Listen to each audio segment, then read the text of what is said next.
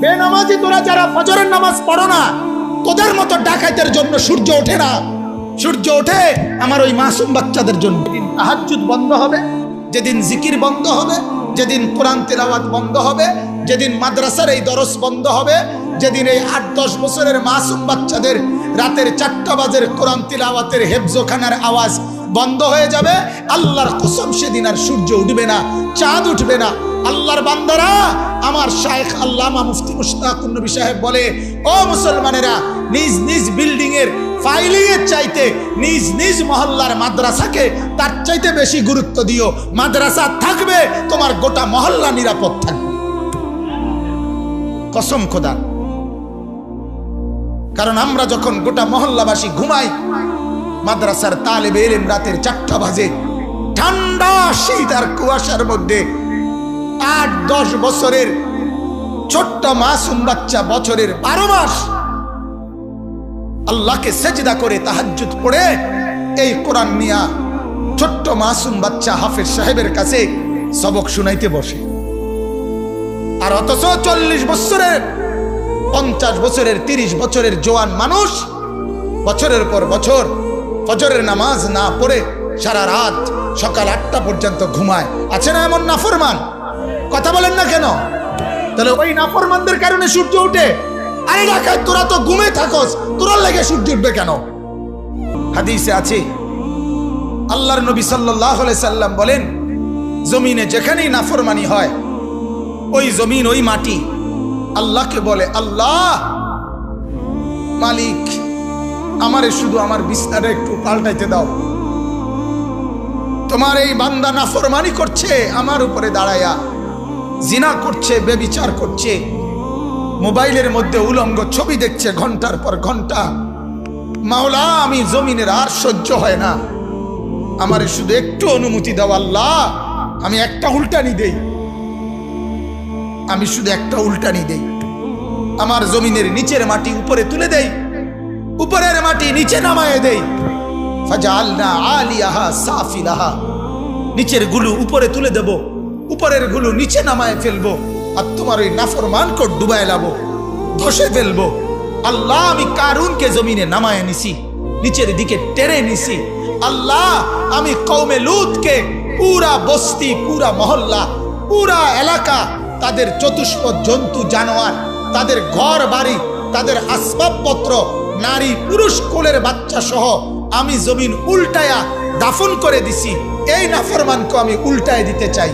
বিশ্বাস করেন, প্রত্যেকটা গুনার পরে জমিন এভাবে আল্লাহর কাছে ফরিয়াদ করে, কিন্তু আল্লাহ তখন বলে, না জমিন, তুমি বানাও নাই, আমি বানাইছি, আমি বানাইছি।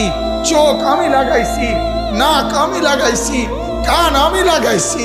এরে বান্দা, আল্লাহ বলে, জমিন, আমি 1 দিন 2 দিনে না, 9 মাস লাগাইয়া তারে তার মায়ের পেটে আমি মাওলা সাজাইছি। এত কষ্টের সাজানো পরে আমি ধ্বংস করি কেমনে? আরে আমি কেমনে রে ধ্বংস করে দেই? এই চোখ তো আমার লাগানো, এই নাক তো আমার লাগানো। আমার বাপ জানেন আপনারা এটা? রব্বুল আলামিন বলে, আমি জমিনের সব কিছু আমার হুকুম দিয়ে বানাই। কুন কুন হও ফায়াকুন, হয়ে যায়। আল্লাহ বলে, বান্দা, আমি সব হুকুম দিয়ে বানাই, তোরে আমি হুকুম দিয়ে বানাইছি না, আমার নিজের হাতে বানাইছি, হাতে হাতে। খালাকতুহু বিয়াদিয়া, আমার হাতে, কুদরতি হাতে। কেউ রে বলি নাই। তোর মা জানে না কখন নাক লাগাইছি, তোর বাবা জানে না কখন নাক লাগাইছি, হাত লাগাইছি, কেউ জানে না। তোর মা জানে পেটে বাচ্চা, তোর বাবা জানে স্ত্রী গর্ভবতী, দাদা দাদি নানা নানি জানে সন্তান হবে, এর দূরে জানে। আমি আল্লাহ তাআলা তিল তিল করে এক ছোট্ট নাপাক বীর্যের একটা ফোঁটার উপরে, প্রথম একটা ফোঁটা, এই এক ফোঁটার উপরে আমি তোর মতো এরকম জলজ্জান্ত একটা মানুষের ডিজাইন বানাইছি। সুবহানাল্লাহ।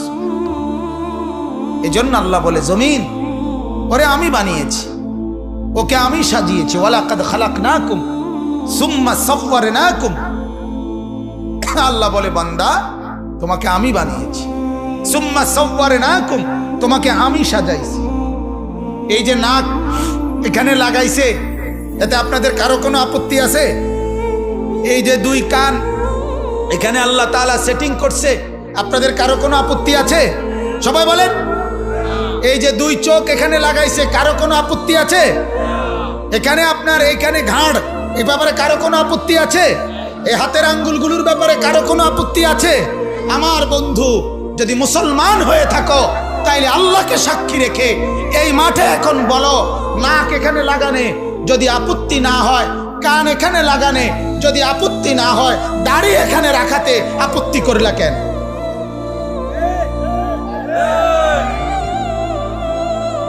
বলো না ফরমান। আমার একটা শক্ত কথা আছে, যদি কারো গায়ে লাগে, আমি বলি অনেক সময় কথা, যদি কারো গায়ে লাগে গায়ে লাগুক, যদি গাও ফাইরা আড্ডিত লাগে আড্ডিত লাগুক, তোমার কলজার ভিতরে লাগুক, তুমি বলো। তুমি যদি ইনসান হয়ে থাকো তাহলে তুমি বলো, এই নাকের ব্যাপারে কোনো আপত্তি নাই, এই কানের ব্যাপারে কোনো আপত্তি নাই, চোখের ব্যাপারে কোনো আপত্তি নাই, হাতের ব্যাপারে কোনো আপত্তি নাই, পুরা দেহের ভিতর বাহিরের কোনো অঙ্গের ব্যাপারে কোনো আপত্তি করলা না, এখানে এসে আপত্তি করলা কেন? আর আপত্তি কইরা এটা সুন্দর হয় নাই, এই ডিজাইনটা, এরপরে সুন্দর ডিজাইন বানাবার জন্য আল্লাহকে বাদ দিয়া কার কাছে গেলা? নাফিত্তার কাছে? ছি ছি ছি ছি ছি। তোমার রুচি আলটা করা দরকার। কিতে রুচি? রুচি এটা ইসিজি করা দরকার। কথা বলেন না কেন? তুমি তুমি কার কাছে গেলা? কোন আনতে কই গেলা? গা কই থেকে কই নামা গেলা? মালিকের ডিজাইনের উপরে নতুন করে সেটিং দিতে গিয়া নাফিত্তার কাছে গেলা? এত নিচে নামা গেলা? ছি ছি ছি ছি। ওয়ালাকাদ খালাকনাকুম সুম্মা সাওয়ারনাকুম, আল্লাহ বলেন আমি বানিয়েছি, আমি সাজিয়েছি। বানিয়েছে কে? সাজিয়েছে কে? মালিকের সাজের উপরে হাত দিও না, বাপ হাত দিয়েন না। অনুরোধ অনুরোধ করলাম, বিবেক থাকলে ভাইবেন। দাড়ির হুকুম কি পরে ভাববেন, আগে কার ডিজাইনে হাত দিছেন ওটা চাইয়েন, আর ওটা বাদ দিয়ে কার থেকে ডিজাইন লইছেন না ফিরতে কইছে এবারে দারুণ সেরকম কি কি রকম আগের মতো, আরে সেরকম কিতা? সেরকম শব্দের অর্থ কি? কথা বলেন, আগের মতো না তো, তো সেরকম কিতা? দারুণ লাগ, দূর এটা দারুণ, আগে যে ওদের লাগতো এই ওদের লাগতে আছে, দারুণ লাগতেছে কিতা? কথা বলেন। আল্লাহ আমাদেরকে মাফ করে দেন। কাউরে লজ্জা দেওয়া আল্লাহর কসম আমার উদ্দেশ্য না, বিবেককে শুধু জাগ্রত করা, এটা মাকসাদ। ভুল হতেই পারে, গুনাহ আমারও আছে। কথা বলেন না কেন? আল্লাহর কসম গুনাহ আমারও আছে, গুনাহ আব্দুল কাদের জিলানীরও আছে। গুনাহমুক্ত কেউ না আমরা, কিন্তু আপনার বিবেককে আমি শুধু জাগাইতে চাইলাম। আপনার বিবেককে আপনি বলিয়ে আল্লাহ বুঝার তৌফিক দান করুন। অতএব আমার ভাই, প্রত্যেকটা নাফরমান পাপী আল্লাহ তাআলা জমিন তার বিরুদ্ধে আবদার করে, আল্লাহ দেয় না। আল্লাহ কয় না। আমরা কিতাবে পড়ছি তাফসিরে, ইউনুস আলাইহিস সালাম যখন ইউনুস নবী ওনার কওমের ব্যাপারে বেশি রাগ হয়ে গেছে, আল্লাহ এরিয়াকে বেশি বেজাল্লা, আল্লাহ হইতো না, আমি বুঝছি এটি হইতো না, আপনি এগুলার কি দিয়ালান, ধ্বংস করে দেন। তো আল্লাহই তো ফয়সালা দিবে।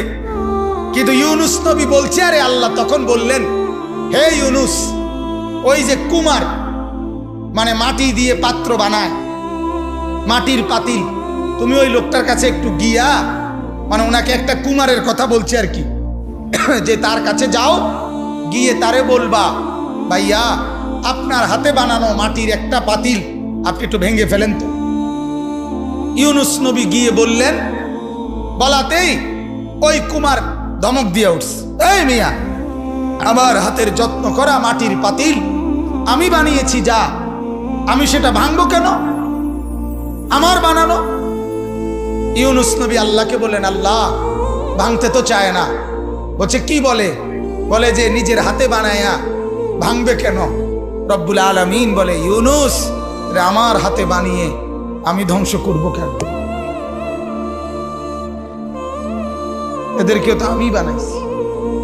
এজন্য আল্লাহ তাআলা অপেক্ষা করে বাপ 90 বছর। মালিক বলে অসুবিধা নাই, 90 বছরের নাফরমান বান্দা রাত গভীরে একদিন তওবা করে চোখের পানি ফেলে দাও। কেউ রে বলিও না, আমারে বলো 90 বছরের গুনাহ একসাথে মাফ করে দাও, 70 বছরের গুনাহ একসাথে মাফ করে দাও, একসাথে। ওয়া আনিস্তাগফিরু রাব্বাকুম, আমার কাছে ইস্তিগফার করো, সুম্মা তুবু ইলাইহি, আমার কাছে ফিরে আসো, ইউমাত্তিউকুম মাতাআন হাসানা, যত উত্তম নিয়ামত আছে সব তোমারে দিয়ে দেব।